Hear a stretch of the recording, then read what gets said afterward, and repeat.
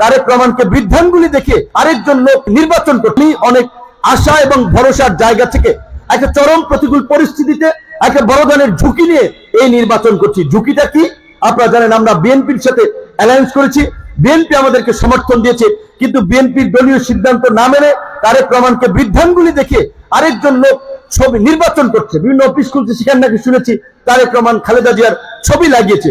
এটা বিএনপির নেতৃবৃন্দ তারা এটা ভেবে দেখবে যে তারা কিভাবে সেটা প্রতিরোধ করবে, কারণ দল থেকে বহিষ্কৃত পদ নাই নাই, সে তো দলের পরিচয় ব্যবহার করতে পারে না। বিএনপি তো অফিসিয়ালি গণ অধিকার পরিষদকে আমাদেরকে আসলে সমর্থন দিয়েছে।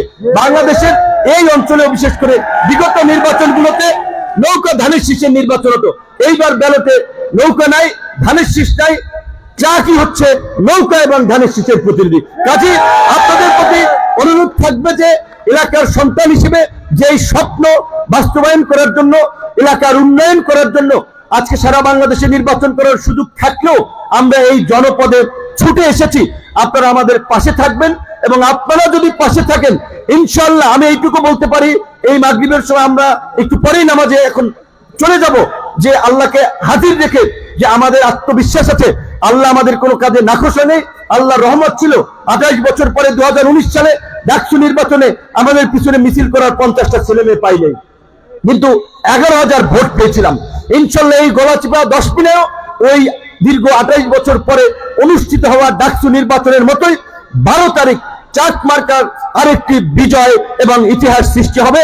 আপনাদের সন্তান হিসেবে আপনাদেরকে নিয়ে সেই ইতিহাস সৃষ্টি করে বাংলাদেশের মানুষকে আমরা দেখাতে চাই। আশা করি আপনারা আপনাদের সন্তান, আপনাদের ভাই, আপনাদের বন্ধু, সমবয়সী তরুণ হিসেবেও, ইয়ং হিসেবেও আমাকে সমর্থন করবেন, আমার পাশে থাকবেন।